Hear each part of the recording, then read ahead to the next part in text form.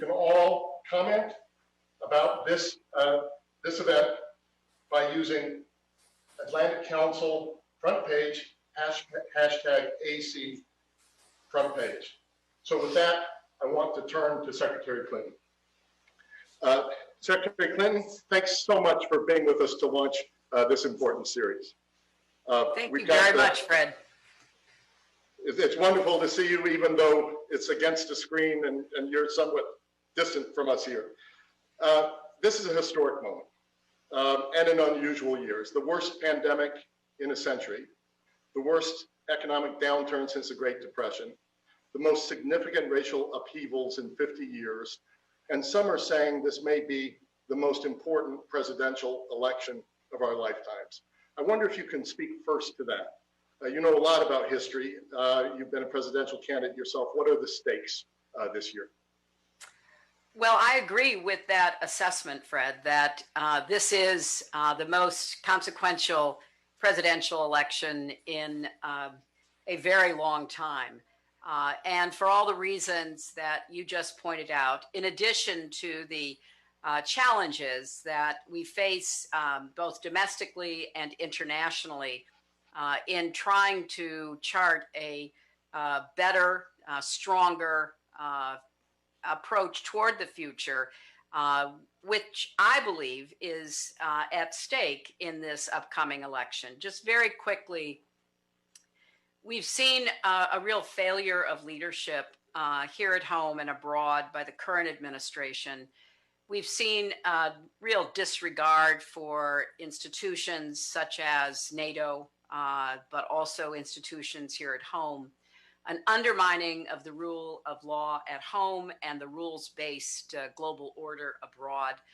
We've seen a failure to respond effectively to the pandemic. And of course, there are many other challenges that have been either ignored or made worse in the last 3.5 years. So this is a moment of reckoning, not only for the United States, but as you rightly point out, the international community also has a lot at risk in the outcome of this next presidential election here. So, moment of reckoning. If you look at the challenges for the next president of the United States, they're going to be enormous. And always setting priorities is one of the hardest things to do in leadership. If you're looking at the challenges you've outlined and the problems we're facing internally, domestically, and in the world, where do you set the priorities? If you're setting priorities 1 through 3, 1 through 5, what are they? Well, it's interesting because I've had this conversation with the vice president's campaign, now increasingly with those in the transition effort that is underway. Because this is not an ordinary time, there will have to be a concerted effort to move on several fronts at once. It reminds me a little bit of when then President-elect Obama asked me to be Secretary of State. And he said, look, our economy is in a terrible Great Recession, which of course it was back in 2008 and 9.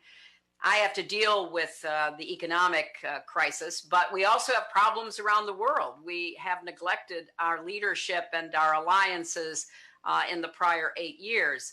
Well, I think you just have to quadruple that to understand what President-elect Biden might be facing. And so I think there has to be a full court press, as we say, both on the economy at home, dealing with the aftermath of the pandemic, because I don't think it will be over by the next inauguration, making sure that we have a strong response to people's losing jobs, as well as health care, because in our country, as you know, health care is often attached to employment, something that we are trying to change. And then abroad, we're going to have to quickly move to try to regain leadership and rebuild our alliances and make clear to our competitors and adversaries that, you know, the vacuum is no more, that the United States is going to resume a position of global leadership and bring people together around common threats, whether it be climate change or the global pandemic. So, as I said earlier, you were third woman after Madeleine Albright, Condoleezza Rice to be Secretary of State, the 67th Secretary of State. Foreign policy usually doesn't play as big of a role in presidential elections. And I wonder what role you think it will play this year, whether it will be any different because of the situation that we're in. Well, I think it should, and I hope it will. We have some very serious challenges internationally, and I think the press and the public should be demanding answers from the incumbent, Donald Trump, and the challenger, Joe Biden. And I have a lot of confidence in Joe Biden's experience on the international scene. I've worked with him in the Senate for 8 years. I worked with him in the Obama cabinet for 4. So just take a quick look at what we face. We face this global pandemic. We're going to eventually, I hope after only it's proven safe and effective, have a vaccine or more than one vaccine. Then we're going to have to figure out how, working together in a cooperative way, the world can distribute and deliver that vaccine globally so that we really do tame the virus. We're going to have to deal with the continuing interference in our election by Putin and the Kremlin. This is an ongoing threat to our own democracy, but also to other democracies, and it needs to be addressed firmly and finally, rather than allowing it to fester, because we know from recent intelligence reports that the Russians are once again trying to favor and help elect Donald Trump. We need to have a stable, consistent policy toward China, the most consequential of our global relationships. I don't blame the Chinese for filling the vacuum left by the incoherent and inconsistent policies of the Trump administration. But we can't permit China to dominate the Pacific region and beyond and try to substitute its own power and influence for a rules-based global order. And there are many other issues, whether it be climate change or the renewed effort by Iran to get a nuclear weapon or the unchecked efforts by North Korea and so much else that we're going to have to pay attention to. So I hope that the incoming Biden-Harris administration will be prepared to move on a number of fronts, domestic and international, simultaneously, because the work is rather overwhelming that needs to be done. Thank you, Secretary Clinton. Because you mentioned Biden-Harris ticket, let's deal with a couple of issues that have been in the news in the last few days that are of quite a bit of importance. As you said, Vice President Biden has named Senator Kamala Harris as his running mate. Vice presidential choices are sometimes written off as not being all that important. Some people are saying it should be and will be more important this time for 2 reasons, many more as well, that she is a woman of color, and Vice President Biden, if there were a second term and he were running for a second term, would be 81 years old. How important is this vice presidential pick, do you think? Well, I think it's important and it is significant. Having gone through this myself, I mean, you want to pick someone you believe can become president if necessary, someone that you feel would be a good colleague that you can work with and can give increasing responsibility to, and someone obviously who can help you win. And the vice president concluded that Senator Harris checks all those boxes. I think that her incredible energy, her experience, her story, life story, will be very compelling in this election. And having both campaigned with her and for her, I have seen firsthand how thoughtful and focused she can be. So I think it's an important and significant choice. I think that the country would be in very good hands with a Biden-Harris administration. And now, we have 80 plus days to try to make sure that we have a free and fair election without foreign interference, so that the maximum number of eligible Americans are able to vote and their votes be counted, so that we are confident in the outcome of the election in November. History has shown that an international event like COVID-19, you really have to go back to the Spanish flu to think of something that consequential, can have huge geopolitical implications. You've talked a bit about how we should respond to it, but in a geopolitical sense, where do you see the opportunity that could be seized, but also what's the danger? Could this accelerate history in a way that many have said, which would actually accelerate the relative decline of the United States? Well, I think that's really up to the United States, and that's why this election is incredibly important in every way I can imagine. You're right, Fred, about the history of pandemics, whether it be the Black Plague in the Middle Ages or the so-called Spanish flu 100 years ago. We've seen the failure of governments to deal with the pandemic. And that is a wake-up call for everyone to understand that we need to both take a hard look at public health processes and institutions within countries, but also internationally. I thought it was a grave error for Donald Trump to attack the World Health Organization and to act as though he could pull the United States out of it, something that is more complicated than he lets on.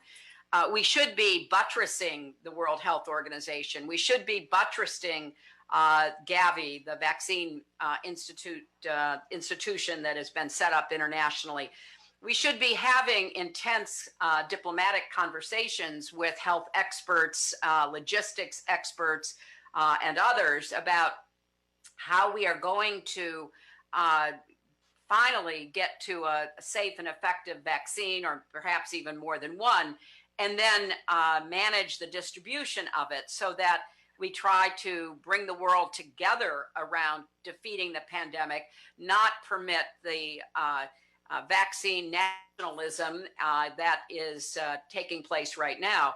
So there's a lot of really important work that needs to be done, and the United States has to be in the middle of it. It cannot sit on the sidelines being indifferent or even contemptuous of international efforts and expect that we're going to benefit ourselves as well as lead the world. Because the final point is, we saw a virus jump from Wuhan, China to the United States and Europe, and now literally the entire globe. And to think that we can, shut ourselves off and pretend as though we can deal with it on our own is both scientifically and politically and strategically, I would say, false. So I would wish that rather than the behavior we're currently seeing from the Trump administration, we would see a more thoughtful, smart, engaged, cooperative effort, because that's what it's going to take. It took that to eliminate smallpox. We've been working for decades to eliminate measles and polio. It has to be a global effort, and the United States must assume a leadership role, both politically and financially. So something a little bit more like 2008, 2009 in response to the global financial crisis, where the G20 was created. There was a lot of U.S. leadership in cooperation with others at that point. The UK-US relationship was pretty crucial, but so were many others. Is that a parallel one can point to, but do it around public health rather than global finance? Although this could also be a global financial crisis. Yeah, I was going to say, Fred, I think that we're also going to have lingering financial ramifications from the pandemic. We're obviously seeing very slow economic activity, some of the worst in the last 50 years in parts of Europe. And we know what the impact has been here in the United States. And we don't have good data from the rest of the world, but obviously it's had a global impact. So yes, I think that there very well could be a role for the G20 working in conjunction with the UN, with the WHO, with Gavi, with others that are major players in the public health arena to try to learn from the mistakes that were made. You know, yes, I think it's fair to say China was not as forthcoming as it needed to be, as transparent and open in the beginning. We also had a unfortunate lack of preparation or even understanding in several countries, including our own. The guidebook, the blueprint for dealing with global pandemics that the Obama administration had left for the Trump administration was disregarded. So let us hope that individual nations will learn lessons, but let us also hope that collectively we can put together a more robust and quick international response and get every nation to buy into it, so that you don't have the role of any nation in the midst of a potential pandemic be to, you know, shut down and exclude investigation from international experts. We need to be more open and transparent, because I fear, Fred, that, you know, this is not the last of the viruses that the world will face. In fact, I think that there's a lot of very thoughtful analysis pointing toward this being perhaps the beginning of a continuing public health threat that we should be better prepared for internationally. And we need to do that as quickly as possible. Thank you, Secretary Clinton. China's come up several times in this conversation. It seems to be the sort of pure competitor of the sort that we've never experienced before across so many realms, whether it's technology or economy or military, et cetera, et cetera. The Trump administration has been quite outspoken, has made this a huge priority, particularly in the last weeks. They point to the past, saying that the U.S. has ignored China for too long, and now we need to stand up. For the next president of the United States, it seems like we have an attitude, but we don't have a strategy. What could that strategy contain? Yeah, well, I think that, you know, we've gone through a number of phases with China ever since, you know, the Nixon opening to China. And for a number of decades, it was certainly in America's interest and the world's interest, I would argue, to support China's economic rise, to work to include China in the international order in all kinds of institutional ways. But I think any relationship has to be constantly reevaluated. And as we've seen with Xi Jinping, a lot of the aggressive nature of China's ambitions now are very clear, militarily and strategically, economically, internationally. And so you require a clear and consistent approach to China, which we have not seen under the Trump administration.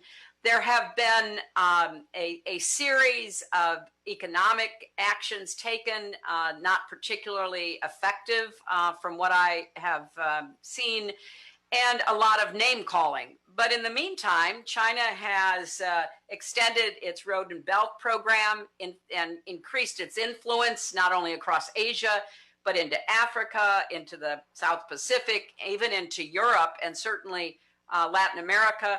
China is not only building infrastructure nationally, but through a competitive infrastructure bank that it has set up.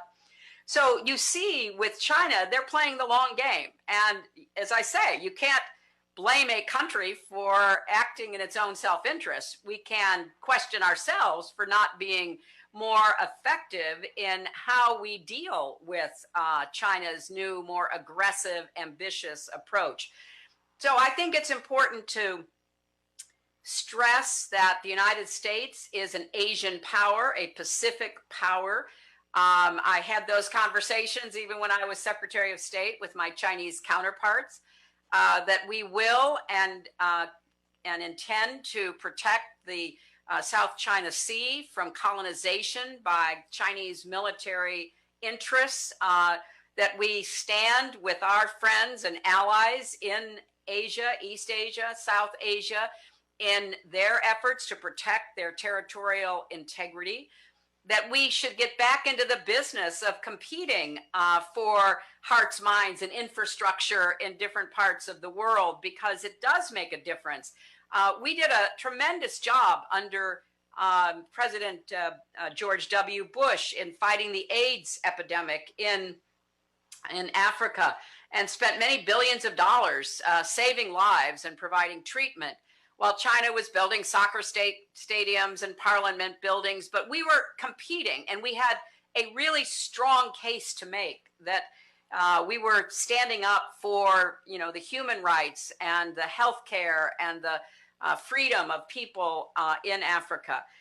And basically, with Trump as president, we are absent. We are absent symbolically, and we are absent substantively. So I think there's a lot we can do to rebuild our presence. We also should not shy away from continuing to speak out about human rights in China, about the Uyghurs, about the crackdown in Hong Kong. I think there's a real audience within China and around the world for the United States regaining its voice when it comes to human rights.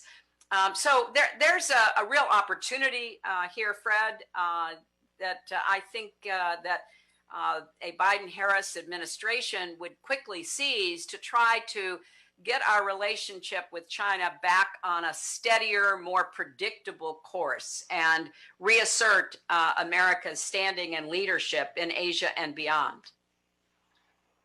Secretary Clinton, where does Europe stand in this? Let me take you back to 2013. The Atlantic Council gave you its highest honor, the Distinguished Leadership Award. You were introduced by the Republican Henry Kissinger, just to underscore our bipartisan, nonpartisan credentials. And you spoke about the centrality of the Atlantic relationship in energy and trade and regarding Russia. But now China is front and center. You said America's future is bound up in the future of Europe. Does that remain the case now? Are we just being nostalgic looking back at the transatlantic relationship? Or what role do you think it has in this very uncertain future we're going into? No, I don't think it's nostalgia at all. I think it's realpolitik, to use a term associated with Kissinger. I think one of the great advantages the United States historically has had, which unfortunately we have squandered in the last 3.5 years, is our network of alliances. And there is none that has been more consequential and long-lasting than the Atlantic Alliance. And I believe strongly that democracy is under attack around the world. Governance has not lived up to what people living in democracies have every right to expect. We have a lot of work to do within the Atlantic Alliance to rebuild the democratic pillars of our nations and our interrelationships. I still believe there is an incredibly important role for NATO.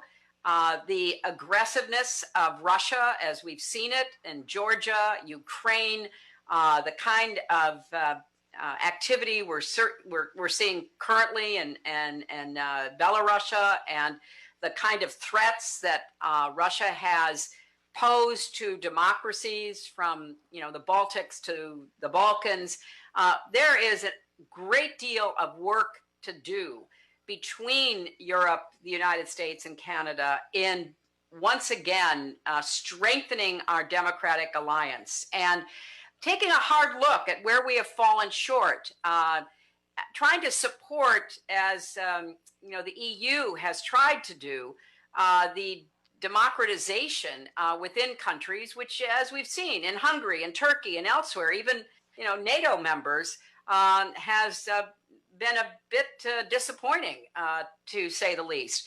So yes, the transatlantic alliance should remain at the core of American foreign policy vision and objectives. And I would hope that one of the first things internationally that a new administration does is to reaffirm the centrality of that Atlantic alliance.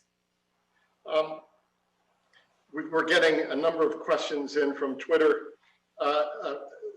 Many of them circle around the whole issue of civil society. It takes a village, and particularly with Black Lives Matter.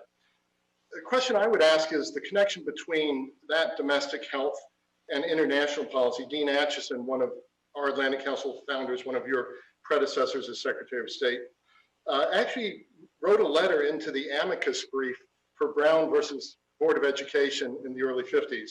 And he said that racial discrimination, quote, jeopardizes the effective maintenance of our moral leadership in the free and among the free and democratic nations of the world. How do you view what's happening right now in the country and civil society? And how does that interact with our international role? Well, I think that this is a moment of great moral reckoning over structural racism in our country. And I'm hopeful that real change will occur. The young people leading the Black Lives Matter movement, other young people who are engaged in peaceful protests are certainly crying out for changes in many institutions and attitudes toward race and ethnicity and religion and gender in America. And it is a very serious internal threat to our way of life and to our unity. But as Dean Acheson said all those years ago, it also impacts America's image and leadership abroad. During the 2016 campaign, Fred, one of the Russian tactics that we learned about afterwards was to sow racial discord, to create phony events, to have a heavy online presence that really stoked racial animosity and fear. The Russians have been at that a very long time, as a recent excellent book by David Scheimer called Rigged lays out. The Russians under the Soviet Union and now the Russian Federation under Putin have always tried to highlight racial strife and inequities in the United States as a way of undermining our aspirations for democracy, our values about moving toward a more perfect union. They've taken any opportunity they could to try to paint a much darker picture of the United States.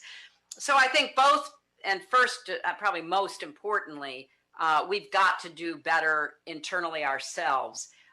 There have been some important legislative changes in some states and cities, and there's a good piece of legislation called the George Floyd Justice and Policing Act that actually passed on a bipartisan basis in the House of Representatives to try to deal first and foremost with injustice in policing and in the law enforcement community and in the criminal justice institutions. But we've got to go further than that. We have to be honest about the biases that often influence how we treat each other, view each other, whether or not we're willing to make room in more ways in society for more people to have a real shot at their own opportunity and better future for themselves. And so I hope that this moment is not lost. I hope that the kind of campaign Trump is now running, which is a very divisive one, is repudiated in our election, and that we can try to, heal the country by actually taking specific steps to remedy the lingering and deeply, profoundly sad injustices that we still live with. So not to let the moment get lost, heal the country for sure, but at the same time understand that there are foreign actors who will try to exploit our divisions. And so I think that's a really good way to look at it. Right. Another question that's been coming in is about questions coming in about the Middle East. Also in the news, the UAE and Israel are normalizing relations. Israel has agreed not to annex the West Bank in return for that. That would look like a victory for the Trump administration and perhaps for the Middle East. On the other hand, we still have a lot of other mess in the Middle East. You've dealt a lot with the Middle East in your lifetime. How do you view this apparent breakthrough? And in general, what role would the Middle East play in another presidency? Is it more withdrawal from the region because it's just not as important to us as it once was, or is it some other approach? Well, with the Middle East, I think we should be grateful to see any progress, no matter when or how it proceeds. And this potential breakthrough is promising. We have to see that it actually takes place and that Israel backs off of its intention to annex the West Bank. And I hope that the normalization of relations with an Arab Gulf power like the UAE will bring some stability to the situation in the Middle East. There are still so many problems that I do not see how the United States can walk away. We've got not only the continuing challenges of Israel's and the Palestinian dilemma of trying to figure out how best to live together with a secure Israel, with an autonomous Palestinian entity, a state. We've got the tragic situation in Gaza, which has, great implications for continuing conflict. We have the collapse of Lebanon. The tragedy of the explosion in Beirut is just beyond words. What happened there, and the loss of not only so much housing and business, but half of the healthcare facilities, the hospitals were wiped out. The port was, destroyed. I feel such a sense of despair for the people of Lebanon, who have been so poorly governed over the last years and have been, a pawn of Syria and its allies and the Saudis and its allies. And I hope that the world, as President Macron called out, will assist Lebanon, but Lebanon has to be governed better. And, the sectarian governance that put, interests of groups far, far ahead of the whole has had disastrous consequences. Look, we still have challenges in Egypt and Libya, in Iraq, Syria, obviously. And we have a changing situation in Iran. When we were talking about China earlier, one of the more interesting and potentially challenging developments is that Iran and China are entering into a military and economic agreement. And I put that directly at the door of the Trump administration that pulled the United States out of the Iran agreement that I began the negotiations for as Secretary of State, and my successor, John Kerry, was able to bring to a very important conclusion to put a lid on the Iranian nuclear weapons program. And so by pulling out, if there were problems, as of course any agreement has, the Trump administration could have sought to negotiate changes that they wished for, but instead they pulled out, giving a green light to Iran to pursue its nuclear weapons agenda. China is now cooperating with Iran. China was one of the countries I had to persuade to vote for international sanctions at the UN Security Council to set the table for the negotiations. And of course, we know that if Iran pursues nuclear weapons, the Gulf states will likewise. And I cannot imagine a more dangerous situation than a nuclear arms race in the Persian Gulf. So there is an enormous amount at stake in the Middle East, and no responsible administration could ever walk away from that. I'm so glad you drilled down a little deeper on Iran. And I think a lot of our viewers and Americans haven't paid as much attention to the Chinese-Iranian recent agreement, which really does seem to be a change, does seem to be different. Do you go right back to JCPOA if you're a newly elected President Biden? How do you manage that? Is there a lot of low-hanging fruit you can just pick up, or has the world moved on where you need a totally different strategy? And maybe first on Iran. Well, you know, that's a question to be answered, Fred, because I think it would be in the United States' interest to rejoin the Iran agreement, just as it would be to rejoin the climate agreement. We are now the only nation not in the Paris Climate Accord. But with respect to Iran, I think it's important for the United States to try to not only rejoin the agreement, but to try to put that lid back on the Iranian nuclear weapons program and keep it firmly on while trying to continue preventing a nuclear arms race with the Saudis or the Emiratis or the Egyptians or whoever else thinks that if Iran has a nuclear weapon program, they should have one too.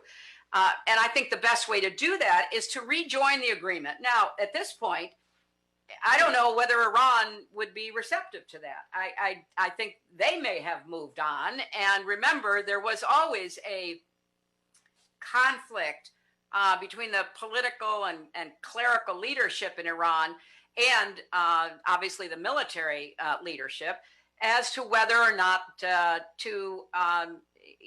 put that lid on the nuclear weapons program under the agreement.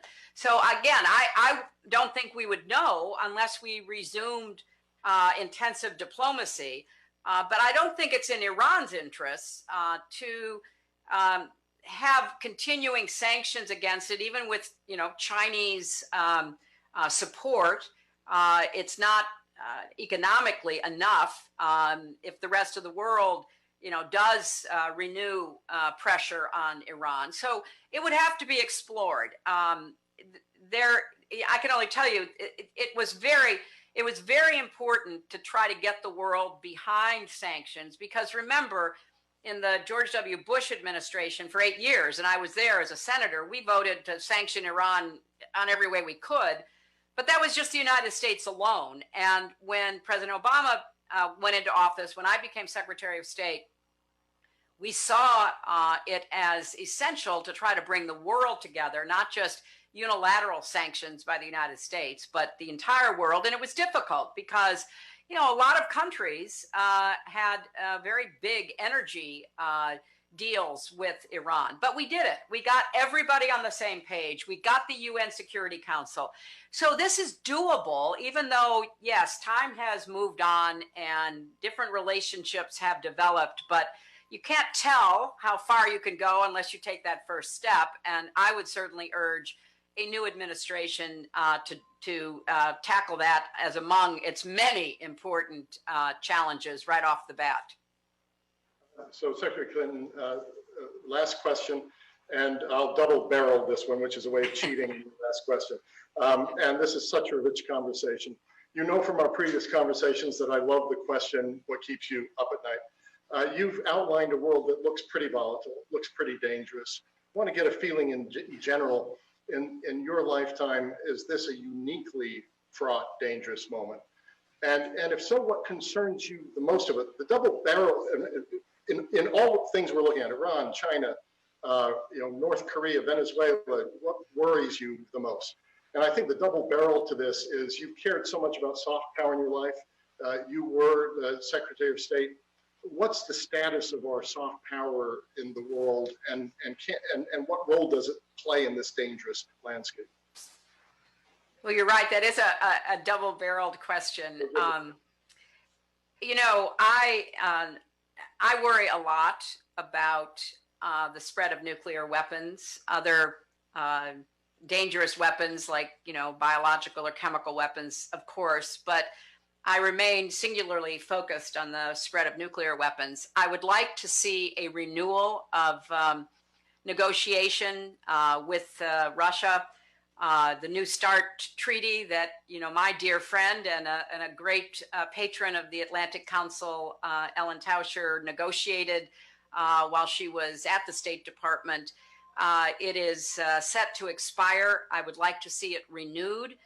I would like to see there be ongoing dialogue with the Russians over their nuclear weapons program, which appears to have moved into tactical nukes and other kinds of experimental weaponry. I would like to see enormous pressure put on China to join arms control discussions. I think that the Obama administration, in our first term, we tried to set a plate for nuclear strategic summitry. We had several meetings bringing together the countries with known nuclear weapons programs and those that had an interest in trying to control the spread of nuclear weapons. I think that has to be renewed and deepened because, you know, I fear not only the rogue nation like North Korea, but the accident, the takeover of a nuclear program in a country by extremists of whatever stripe they might be, or criminal elements who are in the marketplace on a regular basis trying to buy or sell nuclear material that could at least go into a dirty bomb. So that would be my number one concern. With biological and chemical weaponry also needing to be paid attention to. I think we also have to, as I said earlier, strengthen our international public health response to potential pandemics. We've got to take seriously the security implications of climate change. That was something I started focusing on when I served on the Armed Services Committee in the Senate. We're going to see mass migrations. We're going to see increasing conflict over water and land because of climate change. We're ill prepared for that. The temperature in Baghdad has broken all records. I just can't really underscore strongly enough how climate change is a security challenge that has to be addressed. So those are the areas that I would pay immediate attention to. And as to soft power, Fred, I think we have squandered our soft power. I don't think that the United States has the influence that we should have in global debates or in how we're viewed, particularly by young people around the world. I think we have to rebuild our soft power. I like the phrase smart power because I think it combines the elements of the hard power that is necessary in defense with the soft power that is often viewed as part of development and diplomacy. But we've got to smarten up our global presence and once again try to influence people and events through the power of our example. And as opposed to the example of our power, that is an old cliche, but it's really an important one to keep in mind. We have to set the standard for a rules-based global order, and it is very much in America's interest, but also in the world's, that we assume that leadership position again. What a terrific close to this opening event of election 2020, America's role in the world. that we have to be the power of our example rather than example of our power, and set the example for the rules-based order that, after all, we with our allies and friends created in the first place. So Secretary Clinton, thank you so much for this enormously rich conversation. I also want to now introduce for all of our viewers the co-chairs for the Atlantic Council's Elections 2020, America's Role in the World. Both are Atlantic Council board members. And by the way, Secretary Clinton, thank you so much for mentioning Ellen Tauscher. We miss her so much. She did the world so much good. But I want to introduce these two board members, Colleen Bell, and these are our two co-chairs. Colleen Bell, Director of the California Film Commission and former U.S. Ambassador to Hungary, good friend of yours as well, Secretary Clinton, and Paula Dobriansky, Ambassador Paula Dobriansky, Senior Fellow of the Future of Diplomacy Project at the Belfer Center at Harvard Kennedy School, former Undersecretary of State for Global Affairs, Vice Chair of our own Scowcroft Center at the Atlantic Council, and they'll provide some closing remarks for this launch event. Colleen and Paula, over to you. Thank you, Fred, and thank you, Secretary Clinton, for joining us today. It was a fascinating and insightful conversation. Paula and I are delighted to officially introduce Election 2020, America's Role in the World, a new Atlantic Council series launching today. The Election 2020 series will create a space for the often overlooked topic of foreign policy to be brought front and center in the run-up to the US elections in November. Colleen, that's exactly right. We are kicking off with this month's big events, the Democratic and Republican National Conventions. Well, what's in store? Well, the Atlantic Council has curated an exciting series of bipartisan discussions covering both of the conventions on the most important foreign policy issues for the next administration. We have truly a terrific lineup of speakers confirmed for the next 2 weeks. And together, our goal is to explore key issues concerning America's role and its interests in the world. So what are some of the topics? We have great power competition, the future of democracy, national security, energy and climate, emerging technologies, and the global economy. And Colleen, that's not all. What more can our viewers expect? Well, thank you so much, Paula. The series will continue into the fall with dedicated programming around the presidential and vice presidential debates, and will wrap up in November with a special session unpacking the results of the elections. With this series, we hope to provide a nonpartisan platform for informative and in-depth conversations on foreign policy, national security, and the US engagement around the world. As we look to the next 4 years, what are the challenges that the United States will encounter, and how best can we approach them? In a world confronting unprecedented global challenges, what role will international relations and alliances play? But also, what opportunities will arise in the next 4 years and beyond? And how can we make sure that we're prepared to seize them? The times we're living through are transformative and present us with an unrivaled opportunity to shape the international system, and indeed, with it, our vision for America's future. Colleen, that is so true. This is truly a timely and challenging time for all of us. And in fact, over the next few months, we will engage the most prominent voices shaping the national conversation on foreign policy, and to address these questions that you have raised and debate America's role and interests in the world as we approach our elections in November. So next Monday, August 24 at 9:30 a.m., we will have another special edition of the Atlantic Council's front page featuring U.S. Secretary of State Mike Pompeo. Our viewers can find the latest lineup of speakers. So sign up for each event and read our analysis. You're going to find it interesting on the Atlantic Council's website. Follow us on Twitter at Atlantic Council and engage in this timely and important conversation.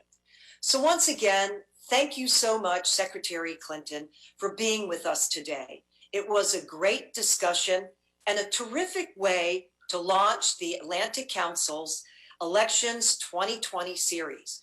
Pauline and I truly hope that all of you will join us for what will be a fascinating and lively set of discussions and debates addressing the most significant national security issues defining the presidential elections 2020. Thank you so much for being with us. Thank you, Ambassador Bell, and thank you, Ambassador Dobriansky, and of course, Secretary Clinton, for this wonderful launch of Election 2020, America's Role in the World. Stay tuned. The next will be on August 24th, Monday, with Secretary of State Mike Pompeo. We'll see you soon.